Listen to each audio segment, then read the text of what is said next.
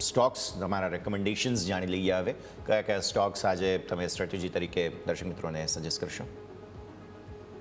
Yes, મને બહુ સારો લાગે છે જે છે રિલાયન્સમાં એક સારી પેટર્ન બની છે અને સ્ટ્રક્ચર વાઇઝ બી સારા એવા સપોર્ટના ઝોન પર છે અત્યારે. બેંક્સ ડેફિનેટલી સારા લાગી રહ્યા છે, બટ આઈ થિંક ત્યાંના સારો એવો વધી ગયો છે છેલ્લા અઠવાડિયામાં, સારો એવો બાઇંગ થયું છે. એટલે સેકન્ડ પ્રેફરન્સ જે સારા સ્ટોક્સમાં છે એ મને એમ લાગે છે કે રિલાયન્સ છે. બેંક્સમાં બાય ડિપ્સ કરવું જોઈએ. રિલાયન્સ 1295 પાસે ક્લોઝિંગ આપેલું છે.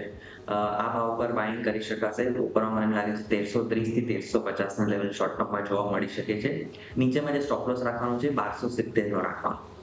1270ના સ્ટોપ લોસ સાથે રિલાયન્સ ખરીદવાની સલાહ તમને બનતી જોવા મળી રહી છે. બહુ મેજર એક્શન તમને અહીંયાથી પોસિબલ. ટાર્ગેટ્સ 1350ના.